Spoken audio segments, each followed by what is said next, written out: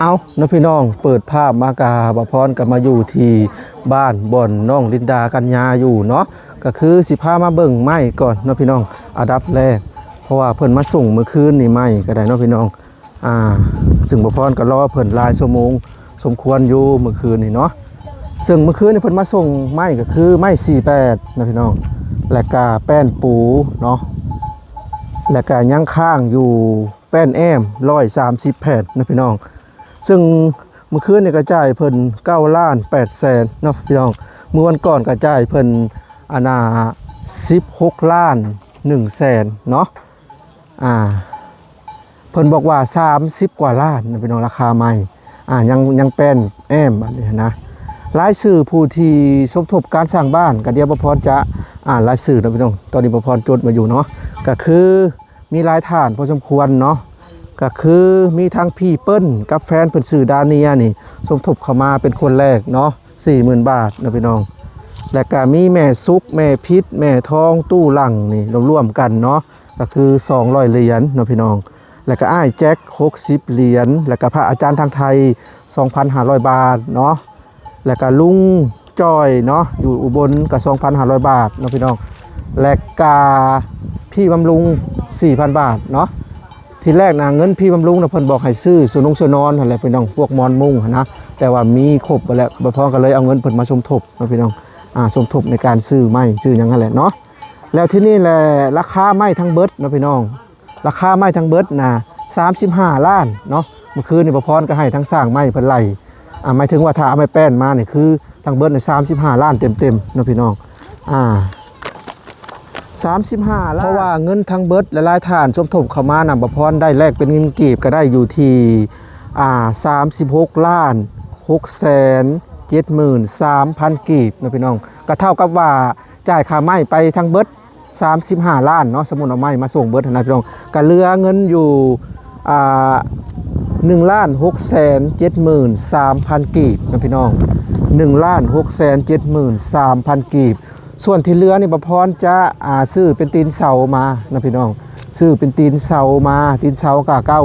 9ต้นเนาะ9เสานะพี่น้องแล้วก็อาจจะซื้อตะปูมาจนเบิดเงิน1,600,000นี่แหละนะพี่น้องเนาะแล้วก็เงินค่าทรงค่าสร้างบ่แล้วก็ค่าวงกบบานประตูบ่ค่าสังกะสีบ่ก็คือบ่มีแล้วเด้อนะพี่น้องเนาะการยังเรือน้ำพอนี่1,600,000เนาะถ้ามันจ่ายเงิ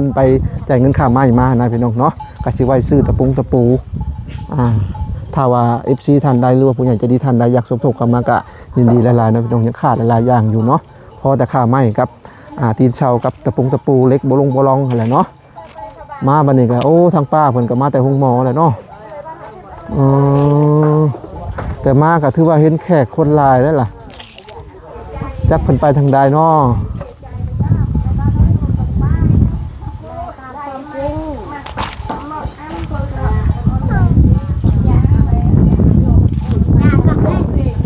สบายดีฮักก็เห็นหน้าเห็นตาทางผู้เป็นตาเนาะก็พ่นเมืองพีนไปหาหมอฮะโดยเป็นจะได้ไปกวดเขาว่าประกวดก็ว่ากระเพาะลำไส้บาดกับเขาสักช่องพิมพ์กับยาน้ำแน่อันนั้นยาเม็ดแน่เขาว่างให้เป็นยังไงอาการอันนี้ใครแน่ค่ะคอยกลับบ้านไม่พอคอยอันนั้นแล้วกวดกับนอนนั่นเฮือนแม่กับนอนเฮือนแม่เขาว่าโทรหาน้องเขาว่าอันนั้นลงเลขใครแน่เขาว่าคอยยังเมื่อยเขาว่าลงเลขเขาว่าควันแน่กะกระเพาะแน่เมื่อยเข่าก็ไม่อยากกินเขาว่ากินเข่าก็ไม่อยากกินน้ำก็ไม่อยากกินคมเข่าก็คมไม่อยากกินปันใดกะโทรหาน้องเขาว่าเขาดูเขาว่าควันอยากได้แต่น้องอยากกินหมูก็ซื้อหมูนั่น600,000ค่ายานั่น700,000ค่อยน้องเอ้ยค่อยเข้านั่นห้องหมอคลินิกเดี๋ยวจะอธิบายให้ FC ฟังนะพี่น้องบางคนก็สิบ่เข้าใจมันยังคือเกี่ยวกับหมูไปหาหมอก็คือเพิ่นไปหาหมอหาทางการแพทย์ก็บอกว่ากระเพาะแต่ที่นี่แหละทั้งหมอทำหรือว่าหมอเป่าหมอยังไงนะพี่น้องก็บอกว่า ยังก็ควันไป โดย ควันไปแล้วเพิ่นก็เลยเฮ็ดวิธีซื้อหมูเนาะ โดย ซื้อหมูตัวจักแสนก็ 7-6 แสน 600,000แล้วก็ทำพิธีแล้วบ่ โดย ทำพิธีอยู่ไส อยู่เฮือนนั่นแม่นั่นแหละพวกอยู่เฮือนแม่เลย อยู่เพื่อนแม่อยู่เมืองพีนพุ่น โดยอยู่เมืองพีน แล้วก็อาการเป็นดีขึ้น ดีแล้วอันนี้กะ ดีหลาย กินยานี่ดีลายใครแน่ มันคือความเชื่อส่วนบุคคลนะพี่น้องเพิ่นอยู่ฝั่งลาวเพิ่นจะเชื่อทั้งหมอทำแบบนี้หั่นนะเวลาเป็นยังไงเพิ่นก็จะมาเบิ่งเนาะเพิ่นก็ไปเฮ็ดทั้งช่องทางหั่นแหละ โดยหมอแพทย์และกวด แต่จริงๆมันเป็นกระเพาะเนาะ โดยกระเพาะบาดค่ะว่าบาดนี่แหละเจ้าเขาว่าเจ้าใจเต้นนั่นเขาว่าใจเต้นแน่ ใจเต้นแห้งเนาะ โดย ยาได้ลายไปได้ยา ลายยาน้ำแน่นี่เขาขวดไอโกเลยนี่ ปรุงหมอตัวได้อัน พงหมอคลินิก คลินิก โดยบ่ได้เข้าหกหมอเขาว่ายาบ่ครบ คลินิกยาบ่ครบบ่ บ่คลินิกนี่เขาว่าครบหกหมอในเขาว่าบ่ครบกระเพงเขาว่ากะยาครบมันว่า ใบเอ แพ โก ทย์อันนั้นพยิ่ง มันเป็นแบบอันนี้อยู่เนาะ เวทเมืองพีนนั่นตอนนั้นทางไปขึ้นสะโปน ก็คือเพิ่นน่ะเป็นคนเมืองพีนนะพี่น้องก็เลยมาสู่ผัวอยู่แถวบ้านลำทวายเนาะ โดย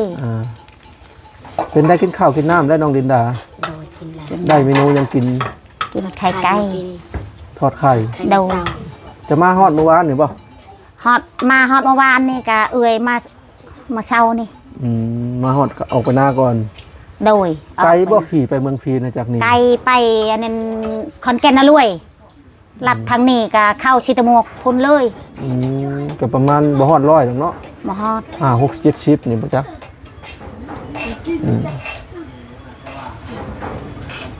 เป็นอะไรอันตันแล้วบ่เข้า ปั่นแล้วเขาว่ามื้ออื่นแหละมื้อนี้เอื่อยบ่ได้นอนเลยปะลานเนี่ยมื้ออื่นนั่นสินั่นควันเข้า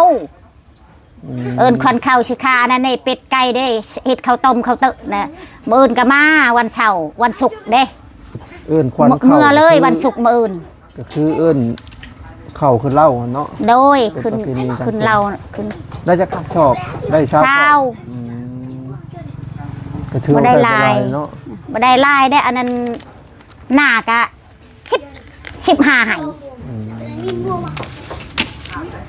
บ่ได้กวัก เนาะกะน้องพี่น้องกะนี่แหละได้มาถามอาการของเพิ่นเนาะแล้วก็ได้มาอ่านรายชื่อผู้ใหญ่ใจดีสำหรับคลิปนี้ก็ได้เนาะก็คือเหลือเงินกะนี่แหละน้องพี่น้องตามที่พรอ่านนั่นแหละ1,673,000 กีบเนาะถ้าว่าจ่ายไม้ไปเบิดราคาไม้35ล้าน โดย เหลือตัวล้าน6นี่ก็สิซื้อตะ โอ้ ปู ยน้องเอ้ยใจดีได้เฮือนได้ชานใจดีหมดอันนั้นลูกหลานคอยก็ใจดีนำรถลูกหลานคอยนี่แหละแม่อันนั้นน้องเอ้ยให้ร่ำให้รวยให้อยู่ดีมีแหงแต่นี่ต่อไปทางใดก็ตลอดปลอดภัยให้แข็งแหงขึ้นไปเด้ออะไรอายุบุญยืนเด้อสาธุให้อยู่ดีมีแหง ก็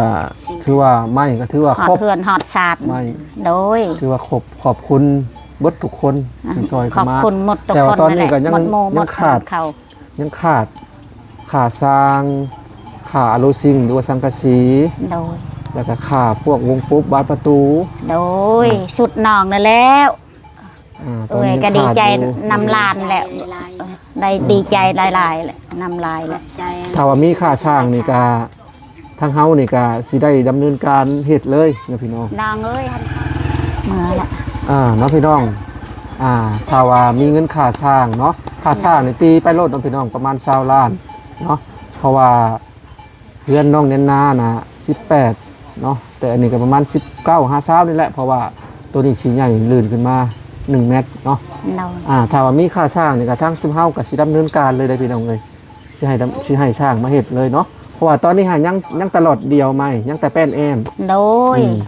ก็มีแต่ว่านี่แหละ สา ก็พรกับสิสร้าง ใจน้อง อันนั้นมาเลยเนาะพี่น้องสิสร้างพวกตีนเสาเงินตัวที่เรือล้านหกเนาะล้านหก ล้าน673,000กีบมันสิสั่งเป็นตีนเสา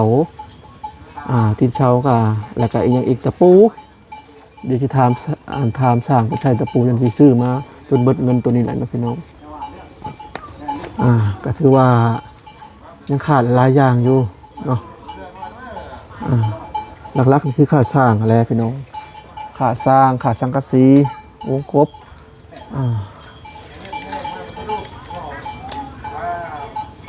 ลุงน้องดินดาค่ะอยู่หน้าผมตอนนี้โดยยังอยู่หน้าและยังบ่ทันเอิ้นควันเขามื้ออื่นและสิมาสมมุติว่าเอิ้นคอนเข่าแล้วคนเข่าคนเล่าแล้วแหละเอิ้นเอกขึ้นเขาก็เอิ้นเอกแล้วมานอนบ้านบ่บัดน่ะโดยมานอนบ้านมานอนอยู่นำกันยั่วๆนี่แหละเนาะนอนนำกันนี่แหละปกติปกติเคยเข้ามาไว้บ่สิบ่หรือว่าเฮิงจะเข้ามานอนบ้านติกี้กะหึงอันนี้กะพาวมาแล้วปะลานบ่ได้นี่ลานอยู่2 คน 3 คนกับลูกเอื้อยนี่ก็เลยพาวเข้ามาแน่เนาะโดยอันนี้พาวติกี้พ้นเดือน12จังมาเบิดเดือน12พุ่นแล้วเนาะโดยอันนี้คิดอีตอนลานนี่แหละอยู่ยานเขาอันนั้นมันอยู่พอเดียวย่านคนลินคนกินคนย่านคนขึ้นป้นเขาว่าย่านเขาได้ยินว่าได้เงินได้คำนะน้องเอ้ยนั่นแหละย่านมันอยู่พอเดียวอยู่3 คนนั่นแหละเนี่ยนะเนาะโดย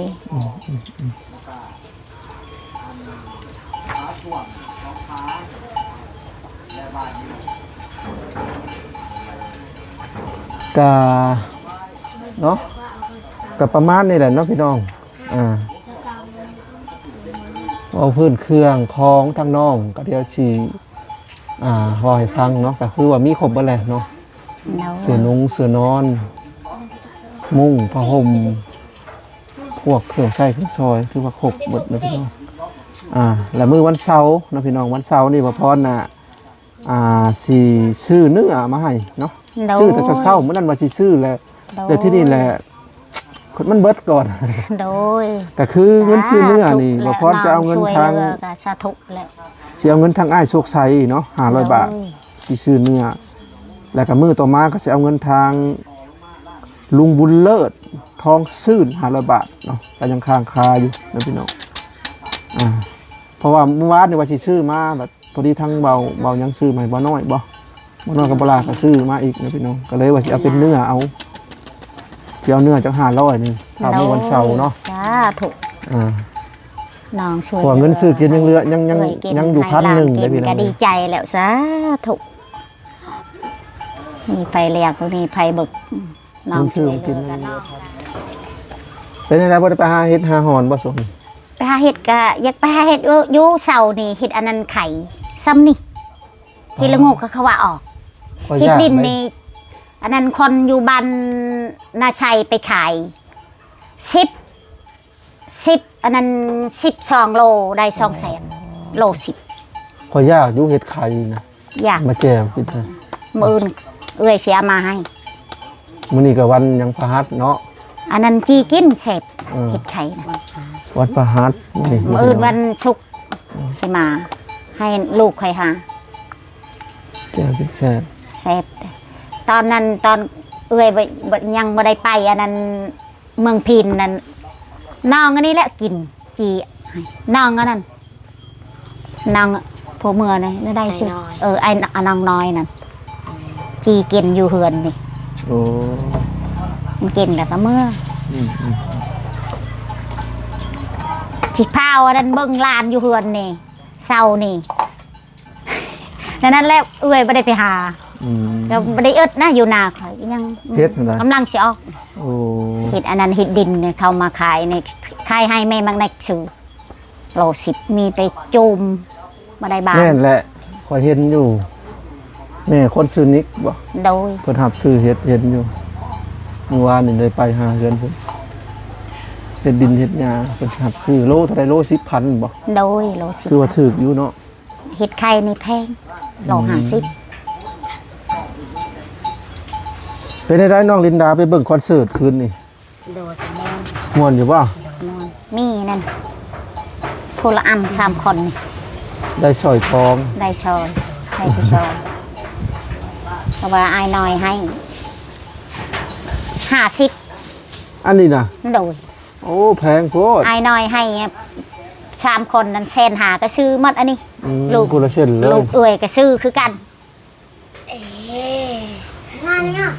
จริง เนี่ย ๆ เอ้ย อ่ะ ก็บ่อยากเมื่อวานนี่ก็ย่านลานชอนี่ นอนอยู่นามันฮอดนานั้น5 โมง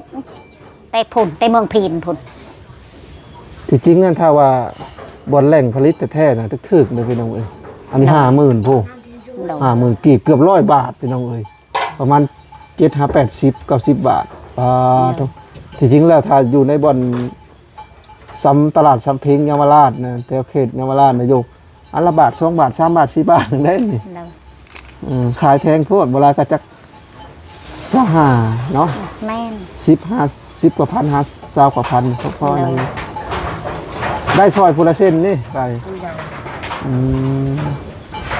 ได้เข้าไปเบิ่งคอนเสิร์ตอยู่บ่ล่ะ ได้เขา คนละเท่าไหรเข้าคอนเสิร์ต น้อง2 คนไม่ได้เขา อะไรเข้าปะอยู่นอก เจ้าเข้าผู้เดียว โดย คือจะว่าราคาเข้ากับแพงบ่40,000กีบแต่ละคนแม่นบ่ในแซกก็จะปั๊มแขนบ่อ๋อปั๊มสิหัน มือ ม่วนอยู่บ่ล่ะเห็นเข้าไปอืม น้องอยู่น้องไอ้ป้าอายุกับลูกป้า เนี่ยแล้วเพราะว่าถ้าสิเข้าไป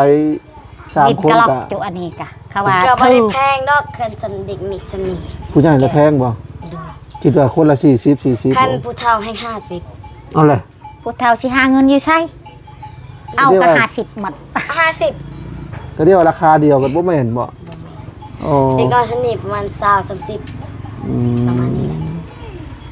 เพิ่นขังผ้ายางไว้ได้พี่น้องเลยขังผ้ายางไว้แล้วก็คนอยากเข้าไปเบิ่งก็จ้างเงินเขา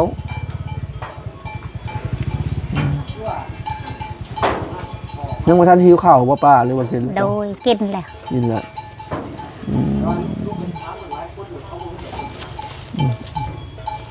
น้องลินดากัญญาน้องกัญญาเศร้าแล้วบ่เจ็บท้อง เช้าแล้ เศร้าว แล้วบ่ได้กินยาเศร้าแล้ว FC เนี่ยนำมาว่า ไอ้ก็เศร้า FC เนี่ยนำมาว่าให้ล้างมือให้สะอาด โดย แมงวันนี่ก็บ่ให้ตอมอาหงอาหาร โดยแม่และน้องเลย พวกถ้วยพวกบวงบางทีมันก็เกิดแบคทีเรียเฮ็ดให้ท้องเสียเนาะ โดย กับช่วงนี้เพิ่นก็กินหลายแน่หลายอย่างแน่เนาะ โดย ปองปุงปองปลาพวกไข่ขนมอะไรนะพี่น้องก็เลยเฮ็ดให้อาการปวดท้อง อันนี้ไอก็ดีเลย ไอ้ ท้องก็ บ่ได้ ดี ไอแล้ว เศร้าแล้ว เช้า เศร้าบ่ได้ไอแล้วไปเห็นเพิ่นไอ อืม ไอกับใครแน่แล้ว ไข่เนี่ยเนาะดีล่ะ พวกเคนบ้างเขาพวกเคน ผูกแขนอยู่บ้านบ่ โดย คนหลายบ่ ลายเอ้ยน้อง จะแสดงว่าจะบ่ได้เมื่อบ้านจักเดือนแล้วหรือเฮาก็เมื่อนี่ ไม่ได้มา2-3 ปี